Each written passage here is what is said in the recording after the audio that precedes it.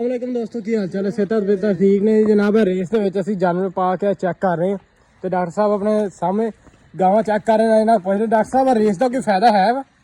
सारा फायदा ही फायदा ਜਿਹੜਾ ਨਸ ਕੇ ਜਾਨਵਰ ਫੜਨੇ ਸੀ। ਹਾਂਜੀ ਉਹ ਮਾਸ਼ਾਅੱਲਾ ਜਲਦੀ ਕਾਬੂ ਹੋ ਗਏ ਹਾਂਜੀ ਤੇ ਅਸੀਂ ਜੀ ਜਲਦੀ ਫ੍ਰੀ ਹੋ ਗਏ ਭਾਈ। ਤੇ ਆ ਪੀ ਟੈਸਟ ਆਈ ਕਰਨ ਦਾ ਅੱਲਾ ਦਾ ਸ਼ੁਕਰ ਹੈ ਕਿ 80% ਸਾਡਾ ਪੀ ਟੈਸਟ ਪੋਜ਼ਿਟਿਵ ਆਉਂਦਿਆ ठीक हो गया जी।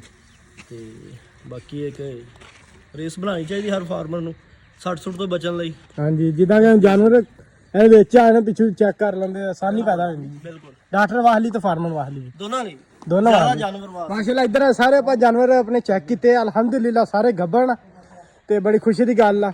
ਤੇ ਬਾਕੀ ਰੇਸ ਦਾ ਮਾਸ਼ਾਅੱਲਾ ਬਹੁਤ ਫਾਇਦਾ ਤੁਹਾਨੂੰ ਸਾਰੇ ਦੋਸਤਾਂ ਨੂੰ ਦੱਸਣ ਦਾ ਇਹੀ ਮਕਸਦ ਸੀ। ਰੇਸ ਦਾ ਮਾਸ਼ਾਅੱਲਾ ਬਹੁਤ ਫਾਇਦਾ ਕਿ ਹਰ ਫਾਰਮਰ ਨੂੰ ਚਾਹੀਦਾ ਰੇਸ ਬਣਾਵੇ ਆਪਣੇ ਫਾਰਮ ਦੇ ਵਿੱਚ। ਆਪਣੇ ਛੋਟਾ ਜਿਹਾ ਜਿੰਨਾ ਵੀ ਤੁਹਾਡਾ ਡੇਰਾ ਜਾਂ ਕੋਈ ਵੀ ਨਿਜ਼ਾਮ ਆ ਉਹਦਾ ਛੋਟੀ ਰੇਸ ਦਾ ਨਿਜ਼ਾਮ ਜ਼ਰੂਰ ਕਰੋ ਕਿਉਂਕਿ ਜਾਨਵਰ 60 ਤੋਂ ਬਚਦੇ।